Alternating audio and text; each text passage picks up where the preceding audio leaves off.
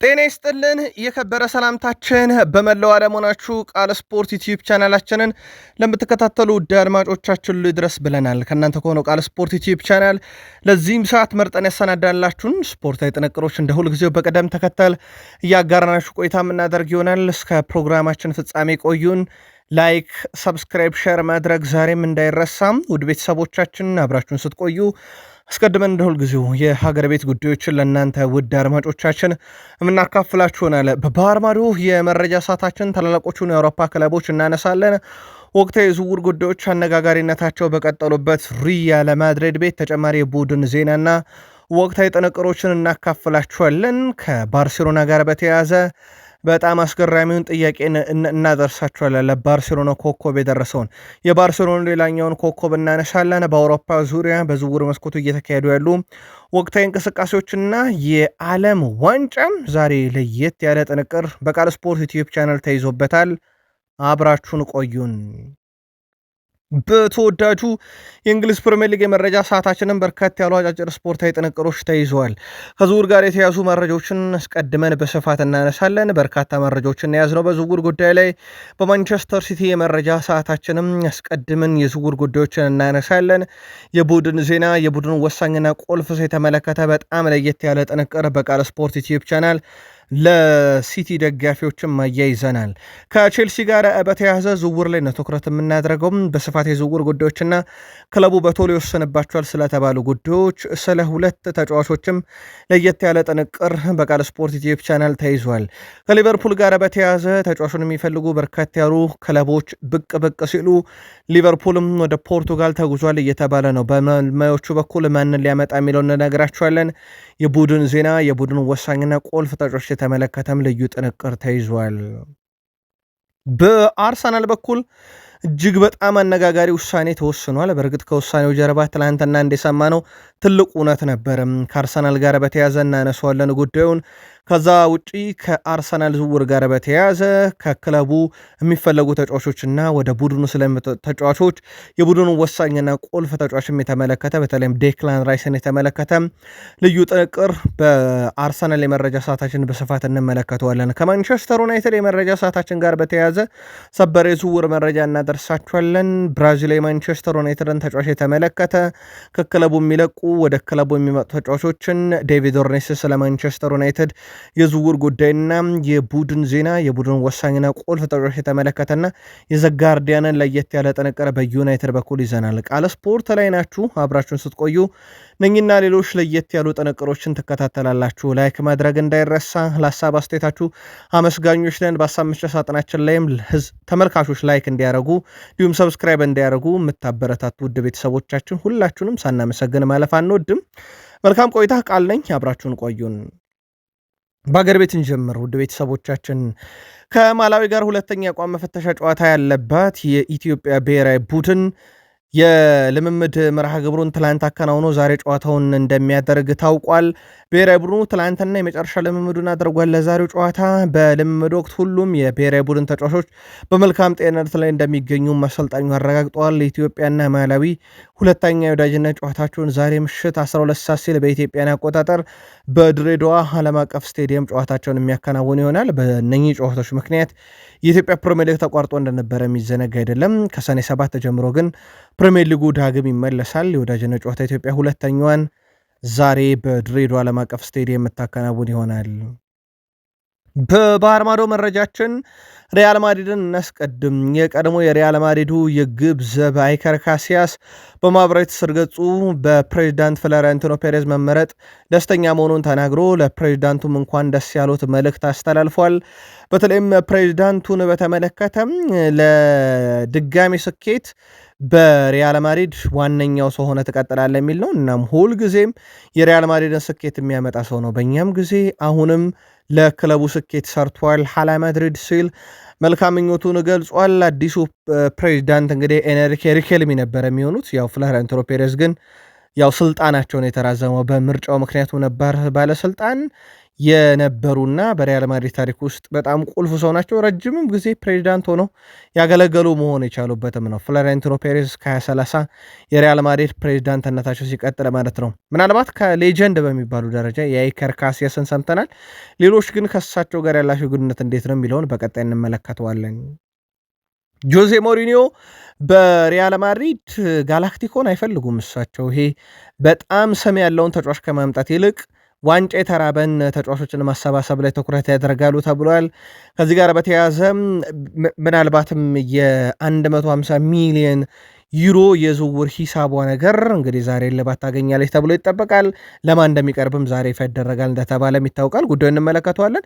ከዩሊያን አልቫሬዝ ጋር ነበረ ትላንትና የተያያዘውና መረጃው በሰበር በትልልቅ ሚዲያዎች ላይ መሰራጨት ከጀመረ በኋላ ወዲያው የዩሊያን አልቫሬዝ ወኪል የሆነው ፈርናንዶ ሄልጎ ምላሽ ሰጥቶበታል። ዩሊያን አልቫሬዝ ወደ ሪያል ማድሪድ ይሄዳሉ፣ የ150 ሚሊዮን ዩሮ ለሱ ነው ተብሎ ጠይቆ ነበረ። እስካሁን አንድም እኛን ያነጋገረን የማድሪድ ሰው የለም ብሏል የዩሊያን አልቫሬዝ ወኪል። ከዚህ ጋር በተያያዘ ተጫዋቹ ላይሆን የሚችልበትም እድል አለ የሚሉ መረጃዎች ወጥተው ተጫዋቹ ፖርቱጋል ላይ ሊሆን ይችላል የሚሉ መረጃዎችም ወጥተዋል። ለማንኛውም ዛሬ ልባት ያገኛል። የዩሊያን አልቫሬዝ ወኪል ግን እስካሁን አንድም የማድሪድ ሰው አላነጋገረንም ብሏል። ይህን መረጃ በቃል ስፖርት ዩቲዩብ ቻናል ለእናንተ እስካደረስንበት ሰዓት ብቻ ማለት ነው። ባየር ሙኒኮች የዝውውር መስኮቱ ላይ ኦሊሴን መሸጥ አሁንም እንደማይፈልጉ አሳውቋል። ግን የጀርመን መገናኛ ብዙሃን ሪያል ማድሪድ እንደሚያቀርበው ገንዘብ ይወሰናል እያሉ ነው እና ሪያል ማድሪድ በጣም ትልቅ የተባለ የዝውውር ሂሳብ ካቀረበ ኦሊሴን መሸጠበት ምክንያት የለም የሚሉት የጀርመን መገናኛ ብዙሃን ናቸው። አሁንም ባየር ሙኒኮች ግን በአቋማቸው እንደጸናን ነው፣ ለገንዘብ ብለን አንሸጠውም፣ ባየር ሙኒክ ትልቅ ክለብ ነው የሚል ነው። ለማንኛውም የጀርመን መገናኛ ብዙሃን ዘገባ ትንሽ አነጋጋሪ ነበር። ከዛ ውጪ ከሪያል ማድሪድ ጋር በተያያዘ ሮማና ዩቬንቱስ ሞሮኮን የሪያል ማድሪዱን ተጫዋች ዲያዝን ለማስፈረም ይፈልጋሉ። ክለቦች ተጫዋቾች ጆዜ ሞሪኖ ቀጣይ ዓመት እቅድ ውስጥ እንዳለና እንደሌለ መረጃ እያሰባሰቡ ነው ተብሏል። ዘስፔሻል ዋን ክለቡን ከያዙ በኋላ በክለቡ እነማን ከሳቸው ጋር ይቀጥላሉ አይቀጥሉ የሚሉት ክለቦች ከሪያል ማድሪድ በሚያስፈርሟቸው ተጫዋቾች ላይ እንቅስቃሴ እንዲያደርጉ እድል ሊሰጥ ይችላል። ለማንኛውም ይህንን ሁኔታ የጣሊያኖቹ ክለቦች እየተከታተሉት ነው። የሪያል ማድሪድ ወሳኝ የተከላካይ ስፍራ ተጫዋች ሩዲገር አጋዥ መጥቶለታል። ኮናቴ ከሊቨርፑል በነፃ ዝውውር ማለት ነው። ሪያል ማድሪድ በኩል በነገራችን ላይ ያው ሩዲገር ኮንትራቱን የሚያራዘምበት ሂደት እንደተጠበቀ ነው። በቃል ደረጃም ከስምነት እንደደረሰ ይታወቃል። የውል ማራዘሚያው ከሁለት ሳምንት በፊት የተፈረመ ሲሆን ውሉም እስከሚቀጥለው ድረስ 27 የሚቆያ ነው የሚሉ መረጃዎች ወጥተዋል።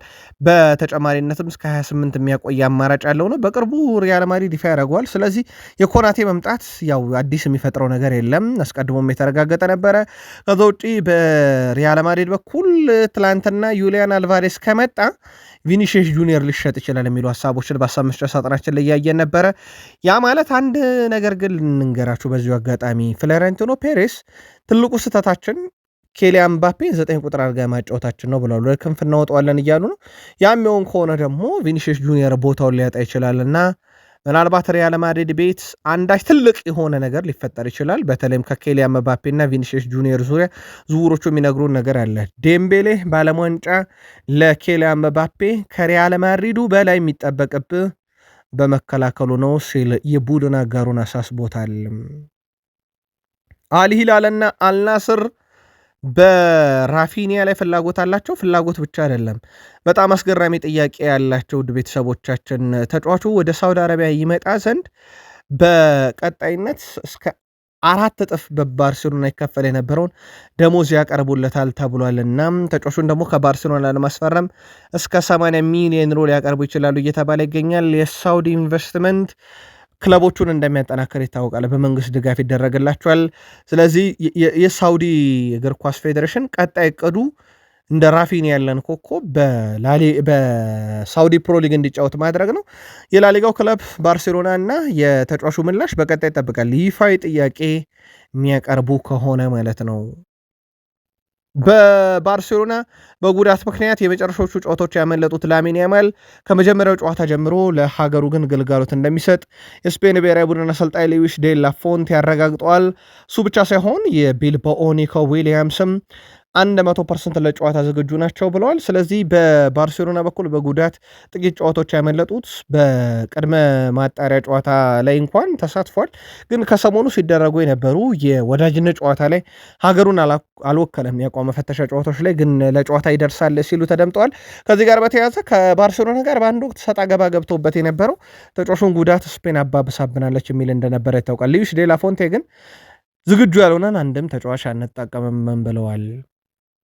ሄንሪክ ሚኪታሪያን የቀድሞ ዶርትመንድ ከዛ ዩናይትድ አርሰናል አሁን የኢንተሩ ተጫዋች በቀጣይም በኢንተር ሚላን ተጨማሪ 1 ዓመት ኮንትራት እንደሚፈርም ተረጋግጧል።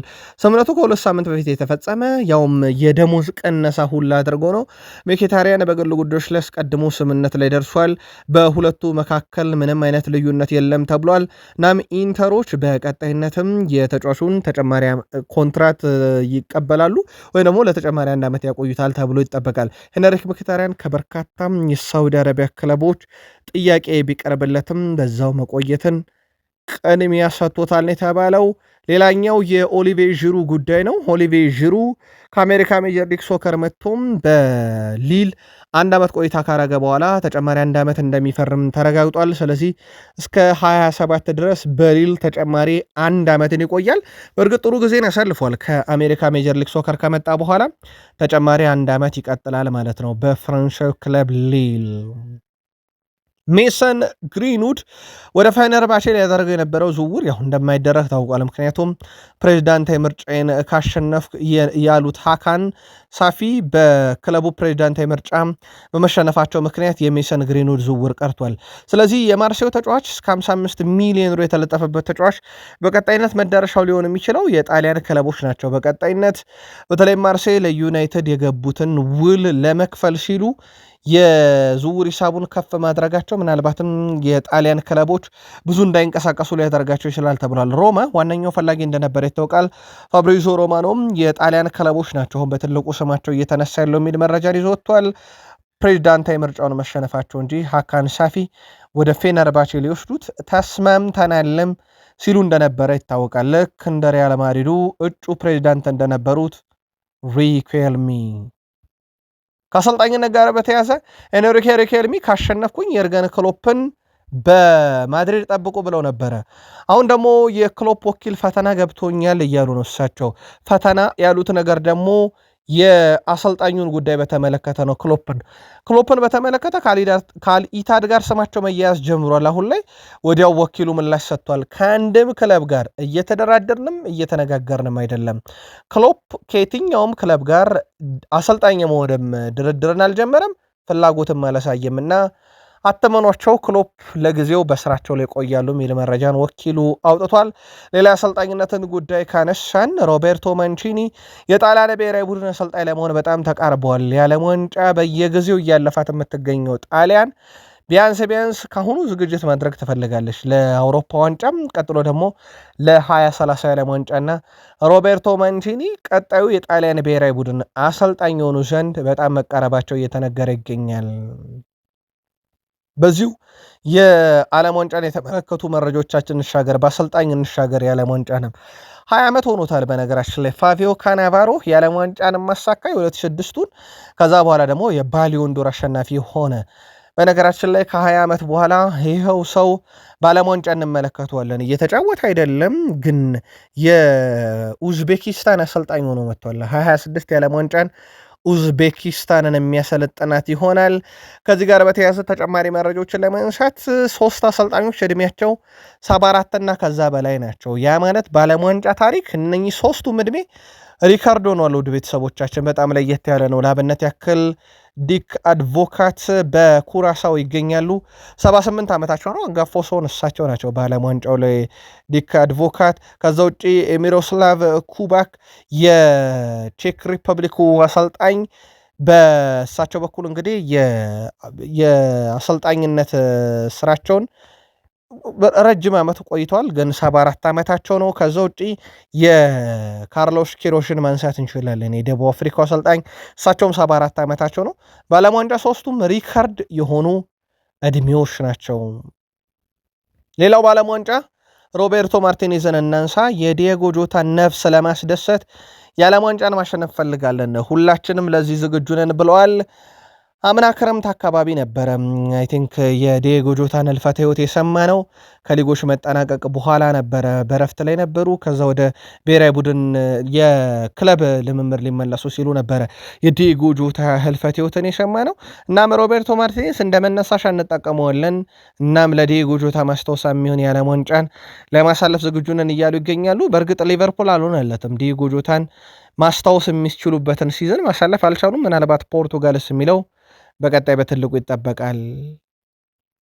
ከኮከቦችና ከዋክብቶች ጋር በተያያዘ ብራዚል ማረጋገጫ ሰጥታለች። ኔይማር ጁኒየር በጥሩ ሁኔታ ላይ መሻሻል እንዳለውና ለቀጣይ ለጨዋታ ዝግጁ የመሆን እድሉ በጣም ሰፊ ነው ተብሏል። ትላንትና የማራይ ምርመራን አድርጓል ተጫዋቹም፣ እናም በጥሩ ሁኔታ ላይ እንዳለ ተረጋግጧል። ኔይማር የማገገም ሂደቱን አጠናክሮ ሲቀጥል በቀጣይነትም የብራዚል ብሔራዊ ቡድን የመጀመሪያ ጨዋታው ስታደርግ ለብሔራዊ ቡድኑ ግልጋሉ ሊሰጥ የሚችልበት አሊያም ከተቀያሪ ወንበር ሊነሳ የሚችልበት እድል አለ ተብሏል። ከዚህ ጋር በተያያዘ አሰልጣኙ በቅርቡ ሌላ ተጫዋች ተክተን እናመጣ ማለታቸው ይታወቃል። ሌላኛው በዓለም ዋንጫ ላይ የምንጠብቃቸው ኮከቦችና ከዋክብቶች የዓለም ኮከቡ ሊዮኔል አንድሬስ ሜሲ ነው። ሜሲ በዚህ የዓለም ዋንጫ በሶስት ነገሮች ይጠበቃል። አንድ አሲስት የሚያደርግ ከሆነ በሁሉም በተሳተፈባቸው ዓለም ዋንጫዎች ላይ የምንጊዜም ከፍተኛ አሲስት አድራጊ ይሆናል። ማራዶና ነበር በተሳተፈባቸው ዓለም ዋንጫዎች ላይ በርካታ አሲስቶችን በማድረግ ቀዳሚው። ድሎችን በተመለከተ ደግሞ 2 ድሎችን የሚያስመዘገብ ከሆነ ደግሞ በዓለም ዋንጫ ታሪክ ብዙ ጨዋታዎች ያሸነፈ ተጫዋች መሆን ይችላል። 4 ጎሎችን ካስቆጠረ ደግሞ በሚሮስላቭ ክሎዥ የተያዘውን በርካታ ግብ የማስቆጠር ሪከርድ ሜሲ የግሉ የሚያደርገውም ይሆናል። ክርስቲያኖ ሮናልዶ በዓለም ዋንጫ ላይ ከሚጠበቁ ተጫዋቾች አንደኛው ነው። የዓለም ኮከቡ ክርስቲያኖ ሮናልዶ በዚህ ዓለም ዋንጫ ላይም በጣም አስደናቂ ሪካርዶቹ ይጠበቃሉ። ሮናልዶ በ6 10 14 2018 22 የዓለም ዋንጫ ላይ ጎል አስቆጥሯል። አሁን በዚህ ውድድር ላይ አንድ ጎል ብቻ ካስቆጠረ በ6 የተለያዩ የዓለም ዋንጫ ላይ ጎል ያስቆጠረ ብቸኛው የእግር ኳስ ተጫዋች መሆን ይችላል። ፖርቱጋል ዋንጫውን ካነሳች ሮናልዶ በ41 ዓመቱ የዓለም ዋንጫ ላይ በማንሳት ታሪክ በእድሜ ትልቁ ተጫዋች ይሆናል፣ ወይም ደግሞ በእድሜ ረጅሙን ጊዜ ካሳለፈ በኋላ በዓለም ዋንጫ የሚወሰድ ይሆናል። በሜዳ ላይ ተገኝቶ አንድ ጨዋታ ብቻ ካደረገ ደግሞ በታሪክ በ6 የዓለም ዋንጫ ጨዋታን ያደረገ ብቸኛው ተጫዋች ይሆናል። የጥሎ ማለፍ ጨዋታ ላይ ጎል ካስቆጠረም የጥሎ ማለፍ ጨዋታ ላይ በርካታ ጎሎችን የማስቆጠር ሪካርድንም ይሰብራል። ክርስቲያኖ ሮናልዶ ሲጫወተ የነበረ አሁንም እየተጫወተ ያለ ሌላ ሪካርድ የሚጠብቀውም ተጫዋች ሆኗል። የዓለም ዋንጫ ነገር የሚጠበቁ ነገሮች እንዳሉት ሁሉ በጣም አነጋጋሪ ነገሮችም አሉት። ለአብነት ያክል አሜሪካ ውስጥ ገብቶ ጨዋታ ማድረግ በጣም የሚፈትን ነገር፣ ካናዳ ድምጿ የማይሰማ፣ ሜክሲኮ በጣም አሮጌ ቤቶቿና መንደሮቿን ለመሸፈን ስትል የማስታወቂያ ቢልቦርዶችን በእነኛ አሮጌ ቤቶች ላይ እየለጠፈች ያለች፣ በሀሳብ መስጫ ሳጥኖች ላይ ቀልድም ነገር የተላከበት ነበረ። ከዚህ ጋር በተያያዘ አሁን ደግሞ ሶማሊያዊ የአፍሪካ ምርጥ ዳኛ ኦማር አርታን ህጋዊ ቪዛ ቢኖረው አሜሪካ ግን አትገባም ብላ መልሰዋለች። አርታን በዓለም ዋንጫ እንዲዳኙ በፊፋ የተመረጠ ዳኛ እንጂ በግል ተነሳሽነት ወደዛ ያቀና ሰው አይደለም። ፊፋ እንዴት የመረጠውን ዳኛ ወደ አሜሪካ እንዳይገባ ሲደረግ ዝም ይላል የሚለው ነገር ግን አሁንም ፊፋ ላይ ብዙ ትችት፣ ብዙ ትዝብት ያለው ጉዳይ ሆኗል። በተለይም ፕሬዚዳንት ዶናልድ ጄ ትራምፕ ውሳኔዎችን ከወሰኑ በኋላ አገራት ላይ እገዳ ከጣሉ በኋላ በርካቶች እንግዲህ እንዲህ አይነት ነገር እየገጠማቸው ነው። አርታን በ2018 የፊፋ የዳኝነት እውቅና የተሰጠው ሲሆን በአፍሪካ ዋንጫ በርካታ ጨዋታዎችን ዳኛ ነበረ፣ ግን አሜሪካ ከልክለዋለች። በጣም አነጋጋሪ ሆኗል። ከዓለም ዋንጫ አዘጋጅ ሀገሮች ጋር በተያዘ ካናዳን ብዙም ስሟን እየሰማን አይደለም። በእርግጠኝነት የቃል ስፖርት ዩቲዩብ ቻናል ቤተሰቦችም ይሄን ሊጽፉልን ይችላሉ። የሜክሲኮን ብዙ ብለናል። ከአመፁ እስከ አሮጌ ቤቶችን መከለል በአሜሪካ ያለው ሁኔታ በየጊዜው የሚገለጽ ነው። የዶናልድ ጄ ትራምፕ ውሳኔዎች ሀገራት ወደዛ እንዳይገቡ የሚደረግበት፣ ኢራን ላይ የተወሰነ ውሳኔ በጣም አነጋጋሪ ነበር። ካናዳ ጸጥ ረጭ እንዳለ ነው። በነገራችን ላይ ሙሉ ዝግጅቷን አድርጋ አጠናቃለች። በካናዳ በኩል በነገራችን ላይ በጣም በተለየ መንገድ ነው የዓለም ዋንጫውንም እያዘጋጀች የነበረችው ወይም እየተዘጋጀች የነበረችው። አንዳንድ ምስሎችንም ማፈላልገን ነበር። ምናልባት በአንዳንድ የጫካዎች ውስጥ ያሉ የእግር መንገዶች ላይ የዓለም ዋንጫን የሚመስሉ ድባቦችንም እየፈጠረች ትገኛለች። ግን በጣም ሰላማዊና በጣም የተረጋጋችው ካናዳ በዓለም ዋንጫው በብዙ ነገር ስሟ እየተነሳ ግን አይደለም። ፖርቱጋል ከኔዘርላንድ 2006 የዓለም ዋንጫ በርካቶች የማይረሱት ቅጽበት ነው። 16 ካርዶች የተመዘገቡት በ90 ደቂቃ ውስጥ ነው። ፖርቱጋል በእርግጥ ጨዋታውን ያን 1-0 አሸንፋ ነበረ። ጨዋታው ዘ ባትል ኦፍ ኑምበርግ እየተባለ ይታወቅ ነበረ። ከዚህ ጋር በተያያዘ አልቢትሩ 16 ካርዶችን ሲመዙ 16 ቢጫ ካርዶችን ሲመዙ 4 ቀይ ካርዶችም የነበሩ ጨዋታ ነውና በእግር ኳስ በጣም ከማይረሱ የዓለም ዋንጫ ትውስታና ትዝታዎች ናቸው። የዓለም ዋንጫ የፊታችን ሐሙስ ጅማሮን ያደርጋል። በዓለም ዋንጫ ዙሪያ በርካታ የሚነሱልን ጥያቄዎች አሉ። የቀጥታ ስርጭት በኢትዮጵያ ውስጥ አንድ የግል ድርጅት ወይም የግል ጣቢያ ጨዋታዎቹ እንደሚያስተላልፍ ይታወቃል። የጨዋታዎቹ ሰዓት ግን አሁንም ቢሆን ያው በተረጋገጠ ሁኔታ ለኢትዮጵያን በጣም አስቸጋሪ ናቸው። ከዓለም ዋንጫ መጀመር በፊት ሀገራት አቋማቸውን እየለኩ ይገኛሉ። ለአብነት ያክል ትላንትና ኔዘርላንድ ራሷን የፈተሸችበት ጨዋታ ነበረ። ኔዘርላንድ ትላንትና ድል አድርጋለች። 2-1 በሆነ ውጤት ድል ያደረገችበት ጨዋታ ይጠቀሳል። ምናልባት የኔዘርላንድ ግን የግብ ምንጭ ነገር ትላንትናን ፍጹም ቅጣት ምት መሆናቸውን ተመልክተናል። በእርግጥ ኮዲ ጋክፖ ትላንትና በጣም ጥሩ ፎርም ላይ ነበረ። የኔዘርላንድ ድል ሲገኙ ኡዝቤኪስታን ላይ ቀይ ካርድም እንደነበረው ተመልክተናል። በጨዋታው ላይ ጋክፖ በ32ኛው እና በ98ኛው ደቂቃ ላይ ሁለቱም ፍጹም ቅጣት ምት ናቸው ለኡዝቤኪስታን ጄቭ ነበረ በ92ኛው ደቂቃ ላይ አቻ አድርጓቸው ነበረ። በጨዋታ እንቅስቃሴ ጋክፖ ከ9.2 በላይ ሬቲንግ አግኝቷል። በጣም ጥሩ ፎርም ላይ የነበረ ተጫዋች ነበረ። በኔዘርላንድ በኩል ቴል በ87ኛው ደቂቃ ላይ በቀይ ካርድ ከሜዳ ወጥቷል። በፈረንሳይ ብሔራዊ ቡድን በኩልም የመጨረሻ የቋም መለኪያ ጨዋታውን አድርጋለች። ከዓለም ዋንጫ በፊት ኖርዝ አየርላንድን 3-1 በሆነ ውጤት ድል አድርጋለች። ሚኬል ኦሊሴ 43ኛውም 49ኛውም 75ኛውም ደቂቃ ላይ ግብ አስቆጥሮ ሃትሪክ ሰርቷል። ለጆርጂያ ኬሊ ነበር 64ኛው ደቂቃ ላይ ብቸኛውን ግብ ያስቆጠረው። ኦሊሴ ሃትሪክ ሰራ በምሽቱ ጨዋታ ላይ። ኦሊሴ ትላንትና 3 ጎል አስቆጠረ። 4 ሙከራ ነበረው ኢላማውን የጠበቀ ከ5ቱ ሙከራ ማለት ነው። 3 ስኬታማ ድሪብል ነበረው። 4 ኳስ ተቃራኒ ሳጥን ውስጥ ነክቷል። በጣም ድንቅ ነበረ። ሚኬል ኦሊሴ ትላንትና ሃትሪክ ከሰራ በኋላ በዚህ ውድድር ዓመት 57ኛ ግብ ሲደመር አሲስቱ ነው። በነገራችን ላይ የፈረንሳይ ብሔራዊ ቡድን ፊት መስመሩ ጥራቱ ምንም ጥያቄ የለውም። በጣም ከፍ ያለና ደረጃው በጣም የተለጠጠ ነው ማለት እንችላለን። ኬሊያን ምባፔ፣ ኦሊሴ፣ ሪያን ሼርኪ እነ ኦስማን ዴምቤሌን የያዘ ተነግሮ የማያልቅ ወጣት ስብስብን የያዘ ነው። ትላንትና ደግሞ ኦሊሴ በጣም ምርጡን ምሽት ማሳለፍ ችሏል። ቃል ስፖርት ላይ ናችሁ። ለሰዓቱ የተመራረጡ ስፖርታዊ ጥንቅሮችን እያጋራናችሁ እንገኛለን። ከተወዳጁ የእንግሊዝ ፕሪሚየር ሊግ ብቻ ወዳገኘናችሁ የዕለቱ ጥንቅሮች እንሻገር። ከኛ ጋር ካላችሁ ላይክ አድርጉን። ተመልካቾች ላይክ እንዲያደርጉ ደግሞ በሀሳብ መስጫ ሳጥናችን ላይ የምታበረታቱትን በእውነት ሳናመሰግን ማለፍ አንወድም። እጅግ አድርገን እናመሰግናችኋለን። አብራችሁን ስትቆዩ ፈጣን መረጃዎቻችንን የደውል ምልክቷንም ከተጫናችሁ ይደርሷችኋል። ቃል ስፖርት ላይ ናችሁ። ከፕሪሚየር ሊግ መረጃችን ጋር አብራችሁን ቆዩን። ከሰሞኑ ሊያስፈርሙት ከጫፍ ደርሰው የነበረውን ተጫዋች ማስፈረማቸውን ይፋ ያደረጉት ወልቭሶች ናቸው። ከፕሪሚየር ሊጉ በአስገራሚ ሁኔታ የወረደ ወልቭስ ኬረን ትሪፒን ዳግም ወደ ፕሪሚየር ሊጉ ለመመለስ ያግዘኛል ብሎ ትላንትና ዝውውሩን ማጠናቀቁን ይፋ አድርጓል። በኬረን ትሪፒ በኩልም ዝውውሩን ለመፈጸም አስቀድሞ ከስምምነት የደረሰና ባለፈውም ሳምንት ዝውውሩ እንደሚፈጸም ቀድሞም የተረጋገጠ ነበር። ትላንትና ሙሉ ለሙሉ የወልቭስ ተጫዋች መሆኑ ተረጋግጧል። ሌላው ከዝውውር ጋር በተያያዘ የ20 ዓመቱ የስታድ ሬምስ ግብ ጠባቂውን ጆይን በ18 ሚሊዮን ፓውንድ ኒውካስል ዩናይትድን እንደሚቀላቀል ተረጋግጧል። በቀጣይ ሕክምና ምርመራውን ያደርጋል። ቀጣይ ሳምንት ጁን 15 ጀምሮ ነው ግን እነኚህ ዝውውሮች በፊፋና በሚመለከታቸው አካላት እውቅና የሚሰጠው። እስከዛ ሰዓት ድረስ ግን ክለቦች የሕክምና ምርመራን እያደረጉ ዝውውሮችን ሊያጠናቅቁ ይችላሉ በግላቸው። እናም የስታድ ሬምሱ ግብ ጠባቂውን ጆይንም በቀጣይነት በኒውካስል ዩናይትድ የግብ ዘብ ይሆናል። ሌላው ክሪስታል ፓላስን በተመለከተም ክሪስታል ፓላስም አሰልጣኛቸውን አጥተዋል። አሰልጣኝ ይቀጥራሉ። ከዛ ውጭ ደግሞ ዝውውር መስኮቱ ላይ ኮከቦቻቸውን ያጣሉ ተብሎ ይታሰባል። በእርግጥ በቅርቡም አጥተዋል፣ ጉዌን አጥተዋል። ከዛ ውጭ ደግሞ እነ ኦሊሴን ያጡ ለባየር ሙኒክ የሰጠውን በነገራችን ላይ ፓላስ ነው። ኤብሬቼዜን ደግሞ ለአርሰናል በቅርቡ ሲሸጡ እናውቃለን። አሁን ደግሞ አዳም ዋርተንን ነው የሚያጡት። 100 ሚሊዮን ፓውንድ ለጥፈው ገዢዎቻቸውን እየተጠባበቁ ይገኛሉ። ሌላው ከዝውውር ጋር በተያያዘ የኤሚሊያኖ ማርቲኔዝ ጉዳይ ነው። ኤሚሊያኖ ማርቲኔዝ የዓለም ሻምፒዮኑ በአርጀንቲና ብሔራዊ ቡድን በርካታ ስኬቶችን ካሳካ በኋላ አሁን ደግሞ ከአስቶን ቪላ ጋርም የስኬት ሰው ሆኗል። የአውሮፓ ሊግን አንስቷል ከቡድኑ ጋር። ኤሚሊያኖ ማርቲኔዝ አሁን ትልቁ አጀንዳ ሆኗል ጣሊያኑ ክለብ ዩቬንቱስ ቤት። በተለይም ከሊቨርፑል አሊሰን ቤከርን ለመውሰድ በግል ስም ላይ ደርሶ የነበረው ዩቬንቱስ ዝውውሩ ከተቋረጠበት በኋላ አሊሰን ቤከር ፊቱን ወደ ዱቢ ማርቲኔዝ አዙሯል። ለማስፈረም ጥረቶችን እያደረጉ ነው።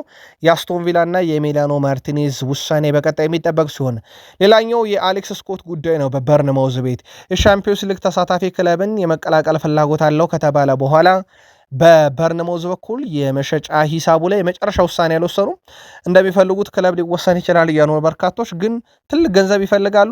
አርሰናል ላይ ማንቸስተር ዩናይትድ እና ሊቨርፑል አሁንም የአሌክስ ስኮት ዋነኛ ፈላጊ በሚል ስማቸው ቢያያዝም እነኚህ ክለቦች ውስጥ አንድም ክለብ ይፋዊ ጥያቄ ግን እስካሁን አላቀረበም። አሰልጣኝ ጆሴፕ ፔፕ ጋርዲዮላ የመጨረሻ 2 የውድድር ዓመት የሚዳስ ዘጋቢ ፊልም ሊቀርብ መሆኑ ተረጋግጧል። የፔፕ ጋርዲዮላ ፊልም በትልቁ ሲጠበቅ የነበረና ባለፉት 2 ዓመታትም ሲሰራ እንደነበረ ነው የታወቀው። ስለዚህ የእሳቸው ስንብት በጣም የታወቀ ነበረ ማለት ይቻላል። ከዚህ ጋር በተያያዘ ዘጋቢ ፊልሙ የመስራት መብቱን ለማግኘት በርካታ ሚሊዮን ፓውንድ ወጥቷል ነው የተባለው። 4 ክፍሎች እንደሚሉት የተገለጸው ዘጋቢ ፊልሙ በዚህ ክረምት ለተመልካች እይታ ሲበቃ የፔፕ ጋርዲዮላ የሲቲ 2 የመጨረሻ የውድድር ዓመታት ይታያሉ ተብሏል። የ2 የውድድር ዓመታት ላይ ምናልባት የዋንጫ ችግር አልገጠማቸውም። ሲቲን ይመጥናል አይመጥንም የቅርብ ዓመታቱን ሲቲ የሚለው እንዳለ ሆኖ የፕሪሚየር ሊግ ዋንጫን ያላነሱበት ሻምፒዮንስ ሊግ ላይ እምብዛም ርቀት ያልሄዱባቸው ግን 2 ዓመታት ናቸው። ለማንኛውም የጋርዲዮላ 10 ዓመት ከተጠናቀቀ በኋላ ህይወት በሲቲ ምን ሊመስል እንደሚችል በቀጣይ የሚጠበቅ ሲሆን የመጨረሻ 2 ዓመታት ምን ይመስሉ እንደነበረ ግን በቅርቡ በዘጋቢ ፊልምነት ይቀርባል። ትራንስፈር ማርኬት በኤሊዮት አንደርሰን ዝውውር ጉዳይ ላይ መረጃዎችን ይዞ ወጥቷል። አንደኛው ወደ ማንቸስተር ሲቲ ሊዘዋወር የሚችልበት እድል እንዳለ አረጋግጦ በተጫዋቹ በኩል ግን ያለው ሂሳብ 75 ሚሊዮን ዩሮ የሚገመት ይለዋል ትራንስፈር ማርኬት ወቅታዊ ሁኔታን። ኖቲንግሃም ፎረስት ከ115 ሚሊዮን ዩሮ በላይ የጠየቀበት ግን ዝውውር እንደሆነ ይታወቃል በፎረስት በኩል። በሲቲ በኩል ሁለተኛው ጥያቄ በዚህ ሳምንት እየተጠበቀ ነው። በቃል ስፖርት ዩቲዩብ ቻናል ይህን መረጃ እስካጠናቀርንበት ሰዓት ድረስ ሲቲ አላቀረበም። ምናልባት ይህን ዜና ካቀረብን በኋላ ካቀረቡ ግን በቀጣይ መረጃ ላይ እናካትተዋለን። የክለቡ ኃላፊዎች 100 ሚሊዮን ፓውንድ ዋጋ ያለውን ተጫዋች ለማግኘት የሚደረገው ፉክክር ውስጥ እንግዲህ ማንቸስተር ሲቲ አሁንም ቀድሚያውን ወስዶ እየሰራ ያለና የሚጠበቀው ቡድን ነው። የመጀመሪያ ዝውውር ጥያቄ ውድቅ ከተደረገ በኋላ ሁለተኛው በዚህ ሳምንት እየተጠበቀ እንደሆነ ይታወቃል። ትራንስፈር ማርኬት ግን የኖቲንግሃም ፎረስት ዋጋ በጣም የተጋነነ ብሎታል። ሲቲ ግን አሁንም ተስፋ አልቆረጡም። ቼልሲ ወደ ቡድኑ የሚያመጣቸው ተጫዋቾች እንደሚቀንሱ ከቡድኑ የሚለቃቸው ተጫዋቾች ቁጥር እንደሚጨምር ትላንት ምሽት በቃል ስፖርት ዩቲዩብ ቻናል ዘገባችን ላይ ደርሰናቸዋል። በተለይም የክለቡ አስተዳደሮች በቡድኑ ሰፊ የተጫዋች ብዛት እንዳለና በቀጣይ ውድድር ዓመት የተረጋገጠው የጨዋታ ቁጥር ማነስን ተከትሎ እነኚህ ሰፊ የስኳድ ዴብዙን ለማጥበብና የክለቡን የፋይናንስ ሁኔታ የመጠበቅ እቅድ አላቸው። ከዚህ ጋር በተያያዘ ተጫዋቾቹ በውሰትም በቋሚነትም ይለቃሉ ተብሎ ይታሰባል። ፌሊፔ ጆርገንሰን፣ ቤኖዌት ባድሻሌ፣ ቶንሲ አድራቢዮ፣ አሌሃንድሮ ጋርናቾ፣ ሊያም ዴላፕ ከመጀመሪያው ቡድን ውስጥ በትልቁ ይጠቀሳሉ። እነ አክሰል ዲሳሲ፣ እነ ታሪክ ጆርጅ በውሰት ክለቡን ይለቃሉ ተብሎ የሚጠበቁት ናቸው። የአጠቃላይ የዝውውሩ መጠን ግን እነኚህ ብቻ ተብለው የሚያዙ አይደሉም። በርካታ ተሰናባቾች አሉ። በዋነኝነት ግን የቼልሲ ስብስብ የአውሮፓ ሻምፒዮንስ ሊግም ቢኖርበት እንኳን ቀጣይ የአውሮፓ መድረክ ቢኖርበት እንኳን እነኚህ ተጫዋቾች ከክለቡ መልቀቃቸው አይቀሬ ነበር የሚሉ መረጃዎችም ወጥተዋል። ከሊያም ዴላፕ ጋር በተያያዘ በነገራችን ላይ አንዲ ታውሰንድ ሀሳቡን ያጋርቷል። እሱ የሻምፒዮንሺፕ ተጫዋች እንጂ ለፕሪሚየር ሊግ የሚመጠን ያውም ቼልሲን የሚመጠን አይነት ተጫዋች አይደለም፣ ትክክለኛ አማራጭም አይደለም ተጫዋቹ ብሏል። የተሰጠውንም እድል እየተጠቀመ አይደለም። በተጠባባቂ ወንበር ላይ በተደጋጋሚ እየተቀመጠን በመጣ ቁጥር የተጫዋቹ አስተሳሰብ ሊያድግ አይችልም እና በጊዜ መሰናበትም ያለበት ነው። ቼልሲ እስኪያሰናብተው ግን መጠበቅ የለበትም። በራሱም ቼልሲን መልቀቅ ይኖርበታል እያለ ነው። ከሊያም ዴላፕ ጋር በተያያዘ ያው ተጫዋቹ ክለቡን የመልቀቅ ምንም አይነት ፍላጎት እንደሌለው ግን ይታወቃል። ከዛ ውጪ የኩኮሪያና የኤንዞ ፈርናንዴዝን ጉዳይ ከቅድመ ውድድር ዝግጅት ጨዋታዎች በፊት እልባት እንዲያገኝ ይፈልጋሉ ዣቪ አሎንሶ ተብሏል። ኩኮሪያ ቼልሲን የመልቀቅ ፍላጎት የተረጋገጠ የባርሴሎናን ጥያቄ የሚጠብቅ ስሙ በዩናይትድን በሲቲ ደጅ ያለ ነው፣ ግን የስፔኑን ኃያል ክለብ ብቻ የሚጠብቅ ነው። ከዚህ ጋር በተያያዘ እስከ 50 ሚሊዮን የተለጠፈበትን ይሄን ተጫዋች ዝውውር ግን ከቅድመ ውድድር ዘመን በፊት እልባት መስጠት በቼልሲ በኩል ዋነኛ ጉዳይ ተደርጓል። ማይካሎ ሙድሪክ ቅጣት ላይ እንዳለ ይታወቃል። ምናልባት እንደ ፖል ላቤሌ ፖግባ ቅጣቱ ካልተነሳለት ከአበረታች ንጥረ ነገር ጋር በተያያዘ ፊፋና የአውሮፓ እግር ኳስ ማህበር እግድ የጣሉበት ማይካሎ ሙድሪክ ግን አሁንም በግሉ ልምምዶችን እያደረገ በርካታ ኪሎ ሜትር የሚሸፍኑ ሩጫዎችን እየተካፈለ እንደሆነ ይታወቃል። ከፊትነሱ ጋር ለመቆየት በነገራችን ላይ የቱርኩ የዩክሬኑ ክለብ ሻካታር ዶኔስክ በጣም የከሰረበት ተጫዋች እንደሆነ ይታወቃል። በሌላ ጊዜ እንመለስበታለን። ከዛ ውጪ ትላንትናም በቃል ስፖርት ዩቲዩብ ቻናል በምሽት መረጃችን አካተነዋል። የፓልመር የዓለም ዋንጫ ስብስብ ውስጥ አለመካተት አነጋጋሪነትን መቀጠል በተመለከተ በጣም ለየት ያለ መረጃ ግን በዚሁ እናክልላችሁ። የቃል ስፖርት ዩቲዩብ ቻናል የቼልሲ ደጋፊዎችም ሲያደርሱ ነበረ። ፓልመር አምና በባሎንዶር ምሽት 8ኛው ነው ያጠናቀቀው። ዘንድሮ ግን ከብሔራዊ ቡድን ውጭ ሆኗል። ያልተጠበቀ የሚለው ነገር አሁን የዓለም ዋንጫን በጣም እየቀረበ ሲመጣ በድጋሚ እየተነሳ ነው። የሊቨርፑሉ ተጫዋች ፍሬድሪኮ ኬዛ የመጨረሻ ውሳኔው እንዳልተወሰነ ይታወቃል። ከአሰልጣኙ ጋር ይወያያል። ከዚህ ጋር በተያያዘ ግን የጣሊያን ክለቦች አሁንም ፍላጎታቸው ተጠናክሮ ቀጥሏል። እስከ 12 ሚሊዮን ዩሮ አካባቢ ለዚህ ዝውውር ይፈልጋል እየተባለ ነው። በሊቨርፑል በኩል ሊቨርፑል ገንዘቡን ይፈልጋል። ተጫዋቹ በቀጣይነት የመልቀቅ ዕድሉ በጣም ሰፊ ነው ከሚሉ ነገሮች አንጻር እንዳልኳቸው የአሰልጣኝ ውሳኔ ቢጠበቅም እስከ 12 ሚሊዮን ዩሮ ሊገኝበት ይችላል። አታላንታ አሁን ዋነኛ ፈላጊ ሆኖ መጥቷል። ተጫዋቹ ዩቬንቱስን እንደሚወድ ዩቬንቱስን የሚያለቀቀው ከገንዘብ ጋር የተያያዘ ወይም በግል ጉዳይ ሳይሆን በሞታ ምክንያት እንደሆነ አሰልጣኝ ሞታ ክለቡን ከያዙ በኋላ እሳቸውም ላይከርሙና ላይቆዩ ነገር እሱ ከክለቡ እንዲወጣ እንዳደረጉት ይታወቃልና ያ በጣም የሚቆጨው አጋጣሚ እንደሆነ ሁሌም ይናገራል። ለዩቬንቱስ ያለኝን ፍቅር ከፍ ያለ ነው ቢልም አታላንታ ነው አሁን በስፋት እየተንቀሳቀሰ የሚገኘው። በሊቨርፑል በኩል በዝውውር መስኮቱ ላይ ደግሞ የሚንቀሳቀሱ ባቸው ተጫዋቾች አሉ። ላብነት ያክል የመከላከል ስፍራውን ማጠናከር ተወደደም ተጠላም የኮናቴ መልቀቅ እውን ሆኗልና ይጠበቃሉ። ላብነት ያክል ጎንካኖ ኢናሲዮ በትልቁ የሚጠበቀው ተጫዋች ነው። በስፖርቲንግ ሊዝበን ይገኛል። ከዚህ ጋር በተያያዘ በተጫዋቹ በኩል 60 ሚሊዮን ዩሮ የውል ማፍረሻ አለው። ትራንስፈር ማርኬት 40 ሚሊዮን ዩሮ በላይ የሚያወጣ አይነት ተጫዋች አይደለም ቢልም ግን ሊቨርፑል ገፍቶ የሚሄድ ከሆነና ምርጫው ላይ እንግዲህ ስራዎችን የሚሰራ ከሆነ የውል ማፍረሻው 60 ሚሊዮን ዩሮ ነው። በሩመር ደረጃ መረጃው በስፋት ወጥቷል። የኮናቴ መልቀቅ ከዚህ ቀደም ሲፈልጉት የነበሩትም ሊቨርፑሎች ናቸው። በነገራችን ላይ ጎንካሎ ኢናሲዮን አሁን ዳግም ይመለሳሉ ተብሎ ይጠበቃል። ጉዳዩን እየተከታተልን በቃል ስፖርት ዩቲዩብ ቻናል ለሊቨርፑል ደጋፊዎች በዝውውር መስኮቱ የመረጃ ሰዓታችን የምናደርሳቸው ይሆናል። ሊቨርፑል በማካሊስተር ላይ የመጨረሻ ውሳኔውን አልወሰንም። እስካሁን ባለው ሂደት አብረው ሊቀጥሉ ይችላሉ። አባቱም ይህንን አረጋግጧል። ከዚህ በፊት አባቱ ከሪያል ማድሪድ ጋር ስሙ መያያዙ እንደ ጥሩ ነገር ሲያነሳ ነበር። አሁን ደግሞ አባቱም በሊቨርፑል ይቆያል እያለ ነው። ከዚህ ጋር በተያያዘ ቤን ጃኮብስ የተጫዋቹ ዝውውር ሊወሰን የሚችለው ሊቨርፑል እንደሚቀርብለት ገንዘብ ነው እያለም ይገኛል። ሊቨርፑል የሚሸጠው ከሆነ ግን አማካይ ክፍሉ ላይም የነ አዳም ዋርተን ዝውውር በሩመር ደረጃ የተያዘ ወደ ግዴታ ሊቀየር ይችላል። ከዛ ውጭ የኮዲ ጋክፖ ጉዳይ ነው። ትላንትና ሀገሩን ታድጎታል። በፍጹም ቅጣት ምትም ቢሆን ትላንትና 2 ጎሎችን በፍጹም ቅጣት ምት አስቆጥሯል። ምናልባት ለብሔራዊ ቡድን ሲሆን በጣም ጥሩን ኮዲ ጋክፖ ግን እየተመለከተ እንገኛለን። ይሄ በጣም አስገራሚው ግጥምጥሞሽ ይመስላል። ሌላኛው ከሊቨርፑል ጋር በተያያዘ ትላንት ምሽት በቃል ስፖርት ዩቲዩብ ቻናል የሊቨርፑል አይረሴው ታሪካዊ ተጫዋች ገና በወጣትነቱ ጫማ ሰቀለ ብለናችሁ ነበረ።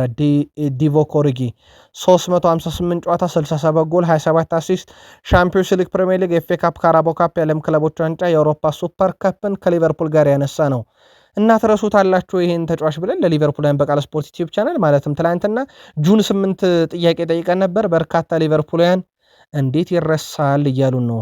ዲቮክ ኦሪጊን በሚቀጥለው የእንግሊዝ ፕሪሚየር ሊግ የውድድር ዓመት ብዙ የሚጠበቁ ሁነቶች አሉ።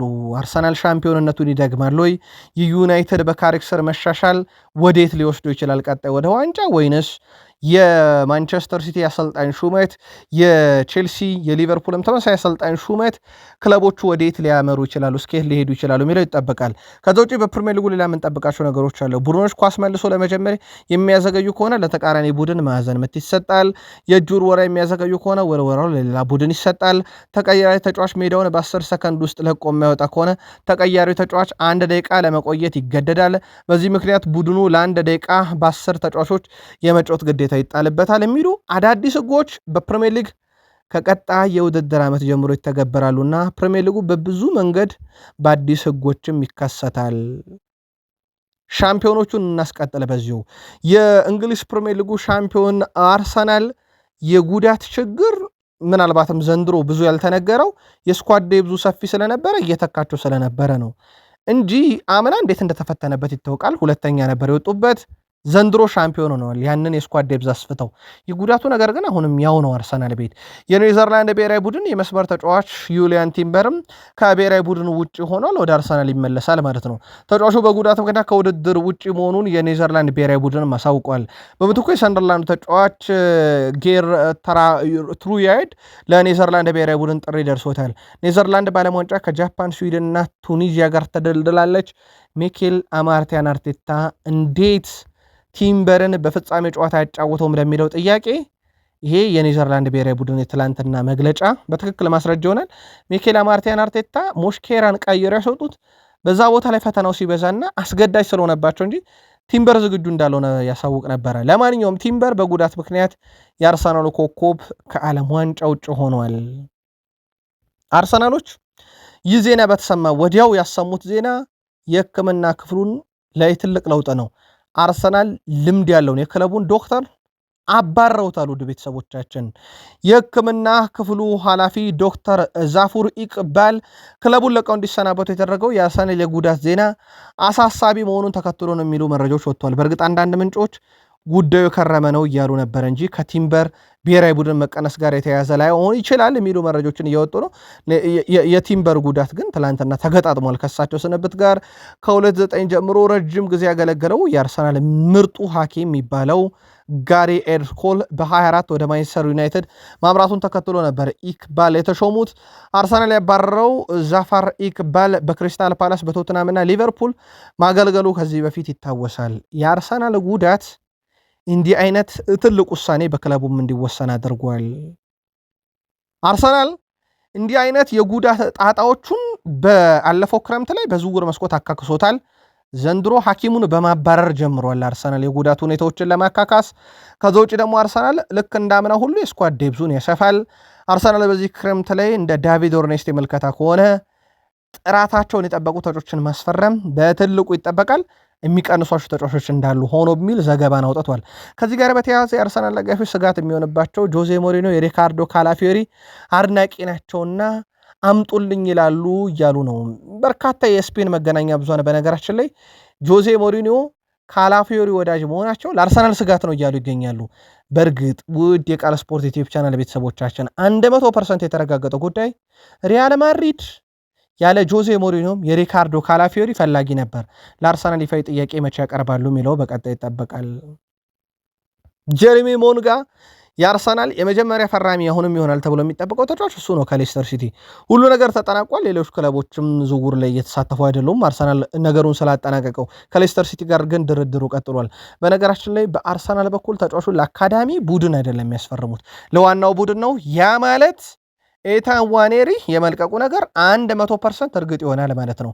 በውሰት ሞክረውታል ኤታን ዋኔሪን ስንብት፣ አሁን ደግሞ በቋሚነት ያደርጉታል ተብሎ ሲታሰብ ጀርሚ ሞንጋ በጣም አስደናቂው ታዳጊው ምናልባትም በፕሪሚየር ሊጉ ሌላ ልናየው የምንችለው ምርጡ ድሪብለር ከነ ጀሬሚ ዶኩ በኋላ ልናየው የምንችለው በጣም ምርጡ ድሪብለር ይሆናል።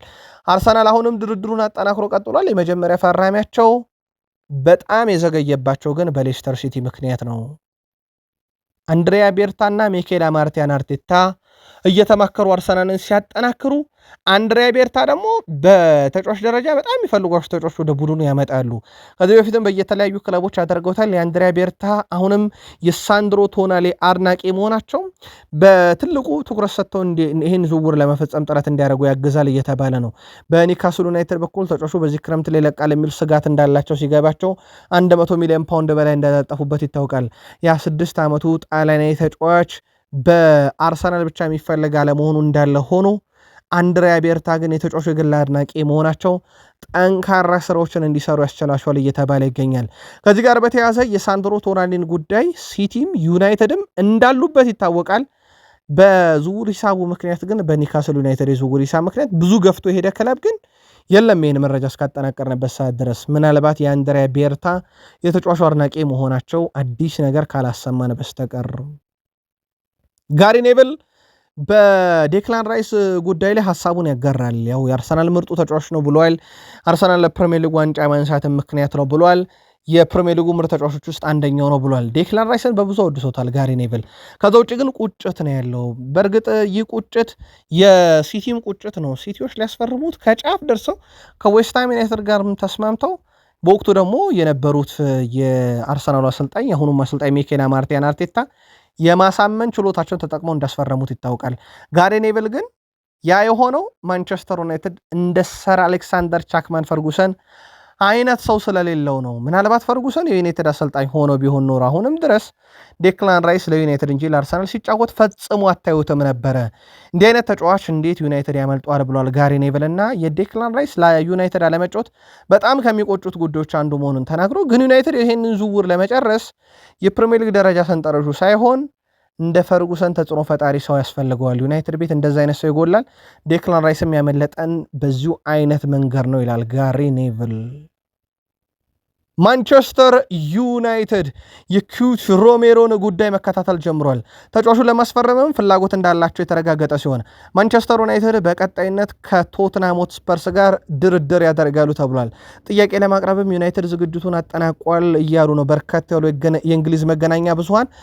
የሚሆን ከሆነ አንድ መረጃ ትላንትና እያየው ነበረ በቃል ስፖርት ዩቲዩብ ቻናል። መረጃውን ግን አላጋራናችሁም፣ ምክንያቱም ከታማኝ ምንጮች እናረጋግጠው ብለን ነው። የሃሪ ማጉዌር የማንቸስተር ዩናይትድ ቆይታ በአንድ ዓመት ኮንትራት ቢራዘምም 100% ግን ላያቆየው ይችላል የሚሉ መረጃዎች በስፋት ወጥተዋል። ምናልባትም ልምድ ያለው ተከላካይና ወጣት ተከላካይ በቦታው ላይ ካመጡበት የሃሪ ማጉዌር ስንብት ሊጠበቅ ይችላል የሚል መረጃ ወጥቷል። ለማንኛውም እናጣራዋለን የሃሪ ማጉዌርን ጉዳይ። ወደ የቃል ስፖርት ዩቲዩብ ቻናል የዩናይትድ ቤተሰቦች አሁን ግን ዩናይትድ ኪዩት ሮሜሮን የግሉ ለማድረግ እንቅስቃሴ ጀምሯል። ይሳካሉ ዩናይትድ ድረስ ርቀት ይሄዳል የሚለው በቃል ስፖርት ዩቲዩብ ቻናል ከስር ይዳሰሳል። ግን ምርጡ ተከላካይ በዩናይትድ ልናየው የምንችልበት ሰፊ እድል አለ። ሌላው ማንቸስተር ዩናይትድ የግሉ ያደረገው ኤደርሰን የቀሩ ጥቂት ነገሮች አሉ ኦፊሻል ለመሆን ዝውውሩ። አንድም የዝውውሩ መስኮቱ መከፈት፣ ሁለተኛ የሕክምና ምርመራው ይጠበቃል። ከዚህ ጋር በተያያዘ ተጫዋቹ የዩናይትድ መሆኑ 100% የተረጋገጠ ነው። ከዛ ውጭ ትናንትና የብራዚል ብሔራዊ ቡድን ካምፕ ሲደርስ ማቲያስ ኩኛ ያደረገለት አቀባበል በጣም ደማቅ ነበረ በነገራችን ላይ እና በጣም በደስታ ነበረ። ረጅም ሰዓትም ሲያወሩ ተቃቅፎ ነበረና የዩናይትድ ዝውውርን በተመለከተ ይሆናል ተብሎ ይታሰባል በሁለቱ መካከል የነበረው። ያው ማቲያስ ኩኛ አስቀድሞ የማንቸስተር ዩናይትድ ተጫዋች እንደሆነ ይታወቃል። አምና ኤደርሰን በሳምንት በጣም ያልተጋነነ ደሞዝ ያገኛል። ምናልባትም 100,000 ፓውንድንም ላይሻገር ይችላል እየተባለ ነው። ዩናይትድ በጣም ጥሩ ስራ የሰራበት የክረምት ዝውውር ነው ማለት ግን ይቻላል። ከዛ ውጪ ማንቸስተር ዩናይትድ ገንዘብ ሊያገኙበት ካዝናቸውን ሊያዳብሩበት የሚችሉበት ዝውውር እንደ ራሽፈርድ ያለ ነው። አሁንም ሊጠናቀቅ አልቻለም። በነገራችን ላይ ውድ የቃል ስፖርት ዩቲዩብ ቻናል ቤተሰቦቻችን ባርሴሎና መብት ያለው እስከ ጁን 15 ብቻ ነው። ያ ማለት ከ6 ቀን በኋላ ማንቸስተር ዩናይትድ ተጫዋቹ ላይ 100% የመወሰን ነፃነት ይኖረዋል ማለት ነው። እስከዛ ግን ባርሴሎናዎች የመወሰን መብቱ እጃቸው ላይ ያለው ምክንያቱም ማንቀጹ መሰረት ማለት ነው። እስከ ጁን 15 የፈለጉትን ማድረግ ይችላሉ። ተጫዋቹን ማስፈረም አለማ አለማስፈረም የሚለውን የ28 ዓመቱ ኮከብ ሁሉን ነገር ያደረገለት ባርሴሎና አንቶኒ ጎርደንን አስፈርመው እንዳስከፋው ይታወቃል። አሁን ከዚህ ጋር በተያያዘ የባየር ሙኒክ ጥያቄ በዩናይትድ ይጠበቃል የተባለው ከጁን 15 በኋላ ነው። ያ ማለት ባየር ሙኒክ በራሱ ከዩናይትድ ጋር ለመደራደር ሌላ ትልቅ እድልና አቅም ይሰጠዋል። በባርሴሎና በኩል የቀረበላቸውን እድል ይጠቀሙታል አይጠቀሙት የሚለው እስከ ጁን 15 ሲጠበቅ፣ ካልተጠቀሙት ባየር ሙኒክ ከጁን 15 በኋላ ለዩናይትድ ይፋ ጥያቄ ያቀርባል። ለዩናይትድ ደጋፊዎች አንድ ያረጋገጥነው መረጃ ትላንትናም ጁን 8 የሚያረጋገጥንላችሁ መረጃ ኦሬል ቹዋሚኒን የዩናይትድ ደጋፊ ቢረሳው ይሻላል። ምክንያቱም የዩናይትድ ደጋፊ አንደኛው ወደ ቡድኑ ይመጣል የሚሉ መረጃዎች ከወጡ በኋላ ዩናይትድ ፈላጊ መሆኑ ከተረጋገጠ በኋላ በትልቁ የጠበቁት ኦሬል ቹዋሚኒን ነበር። በጣም አስደናቂ ተጫዋች ካዜሜሮ እንዲተካ ማለት ነው። ግን ያ ዝውውር ኦልሞስት ቀርቷል። ሪያል ማድሪድ ፍላጎቱ እሱን ማቆየት መሆኑ ከተረጋገጠ በኋላ የማቲያስ ፈርናንዴዝን ወኪል ትላንትና ዩናይትድ ተደራድሯል፣ ውይይት አድርጓል። የቀጠለ ውይይት ግን እድገት አላሳየም ወይም ለውጥ አላሳየም። ዌስትሃም ዩናይትዶች አሁንም እዛው 80 ሚሊዮን ፓውንዳቸው ላይ ናቸው። ዩናይትድ ገፍቶ እንዳይሄድ አድርጎታል። ትላንትናም የነበረው ድርድር ስኬታማ ነበረ ማለት አልተቻለም። ተጫዋቹ በግል ችግር የለበትም። የትላንትናው ድርድር ግን አልተሳካም። ምናልባት ለዩናይትድ ደጋፊዎች መረጃውን አፕዴት ለማድረግ ነው። ከዚህ ጋር በተያያዘ ግን ዴቪድ ኦርኔስቲ አንድ መረጃ ይዞ ወጥቷል። ዩናይትድ ወጣም ወረደም በዚህ ክረምት ላይ የዝውውር መስኮቱ ላይ በንቃት የሚሳተፈው ግን ክለብ ነው የሚል መረጃን ይዞ ወጥቷል። ብሩኖ ፈርናንዴዝ በማንቸስተር ዩናይትድ ቤት ዘንድሮ በጣም አስደናቂ ውድድር ዓመት ካሳለፈ በኋላ በዚህ ዓመት በሀገሩ እንደሚጠበቀው ነገር አለ። ምናልባት ይሄ የዩናይትድ ባህሪውን ለሀገሩ ሲደግመዋለሁ የሚል ነው። ያ የዩናይትድ ባህሪው የነበረው በአሲስት ደረጃ ነው። ዘንድሮ በነገራችን ላይ በዓለም ዋንጫ 7 አሲስት ካረገ የምንጊዜም የዓለም ዋንጫ ከፍተኛ አሲስት አድራጊ ይሆናል። የምንጊዜም የፕሪሚየር ሊግ ሆኗል ዘንድሮ የምንጊዜም የዓለም ዋንጫ ሰው ይሆናል የሚል ይጠበቃል። በነገራችን ላይ ሪካርዱን ከማን ነው የሚረከበው የሚለውን አጣርተን አምጥተናል። ብራዚላዊ ፔሌ 6 አሲስቶችን በአንድ የዓለም ዋንጫ መድረክ ላይ በማድረግ ቀዳሚ ነው። ብሩኖ ቦርጌሽ ፈርናንዴዝ ግን የት ድረስ ይሄዳል? የዩናይትድ ደጋፊዎች ምን እየተሰማችሁ ነው? በብሩኖ የዓለም ዋንጫ አሲስት ብዛት ደረጃ የእናንተ ቅድመ ግምትስ ምን ያህል ነው? የፔሌን ሪካርድ 6ቱን የሚጋራ የሚያልፍ ወይስ? መልካታችሁን በዩቲዩብ ገጻችን በሀሳብ መስጫ ሳጥናችን ልላኩልን። ትላንትና አንድ በጣም ሰበርና ለየት ያለ መረጃ ደርሰናችሁ ነበረ። ሀሳቡ የሰርጂዮ ኩን አጌሮ ነው። የተዳሰሰው ደግሞ በቃል ስፖርት ዩቲዩብ ቻናል በምሽት መረጃችን በዚሁ ዩቲዩብ ገጻችን ላይ ነበረ። ጥያቄውን በድጋሚ ልናነሳ የወደድ ነው ብዙዎች ሀሳብ ስላልሰጣችሁበት ነው። ሰርጂዮ ኩን አጌሮ እንግሊዝ ውስጥ አይናገሩም እንጂ ጋዜጠኞች በሏቸው፣ የሚዲያ ሰዎች በሏቸው፣ ፕሮግራም አቅራቢ በሏቸው፣ ኳስን በቀጥታ ስርጭት የሚያስተላልፉ በሏቸው እንግሊዝ ውስጥ በርካታ ጋዜጠኞችና ጋዜጣ ላይ እትም የሚያወጡ ጋዜጠኞች ሚዲያ ላይ የሚቀርቡ ሰዎች ሳይቀሩ ቀንደኛ ዩናይትድ ደጋፊ ናቸው። በየሄዳችሁበት እንግሊዝ ውስጥ ስለ ዩናይትድ ሲወራ ትሰማላችሁ። ዩናይትድ ብቻ ነው እንግሊዝ ውስጥ ስማቸውን ወይም ተግባራቸው እንዳይበላሽባቸው ጋዜጠኞች አይናገሩም እንጂ ጠቅላላ የማንቸስተር ዩናይትድ ደጋፊ ናቸው የሚል ትችት ትላንትና ኩን አጌሮ አቅርቧል። ይሄንን ራሴ የገጠመኝን ነው የምነግራችሁ። እንግሊዝ ውስጥ ጠቅላላ ጋዜጠኞች ማለት በሚቻል ደረጃ ዩናይትድ ደጋፊ ናቸው ብሎ ነበር። ከዚህ በፊት ደግሞ በዩናይትድ ነው ጋዜጠኞች እንግሊዝ ውስጥ ሀብታም የሆኑት። ስለ ዩናይትድ መውረድም ስለ ዩናይትድ መውጣትም ስለ ዩናይትድ ስኬትም ስለ ዩናይትድ ውድቀትም ማውራት እንግሊዝ ውስጥ ሀብታም ያደርጋል የሚል ሀሳብ ቀርቦ ነበረ። በጉዳዩ ላይ እናንተ ምልከታ እንዴት ያለ ነው? የቃል ስፖርት ዩቲዩብ ቻናል ቤተሰቦቻችን የኢትዮጵያን የስፖርት ጋዜጠኞችስ እንዲህ በዩናይትድ የሚታሙበት ደረጃ ወይም በአንድ ክለብ የሚታሙበት ደረጃ ደርሰዋል ወይ? ኩን አጌሮ ግን ሐሜት አይደለም፣ በአይኔ በብረቱ ያየሁት በጆሮ የሰማሁት የተረጋገጠ ነው እያለ ይገኛል። በድጋሚ መልካታችሁ እንድታጋሩን ሀሳቡን በዚህኛውም የመረጃ ሰዓታችን በእናንተው በሆነው በቃል ስፖርት ዩቲዩብ ቻናል አካተት ነው። ቃል ስፖርት ዩቲዩብ ቻናላችን ለእናንተ ወደ አድማጮቻችን ሁሌም ዘወትር ማለዳ 1 ሰዓት ከሰኞ እስከ ሰኞ እንዲሁም ምሽት 2 ሰዓት ከሰኞ እስከ ሰኞ እንደርሳለን። በምሳ ሰዓት በሁለተኛው የዩቲዩብ ገጻችን ታገኙናላችሁ። ከ32,000 በላይ ሰብስክራይበር ያለው የዝውውር ቻናል የሚል ነው። ቃል ስፖርት ዩቲዩብ ቻናል እዚህ ጋር በቃን። ሰናይ ቀን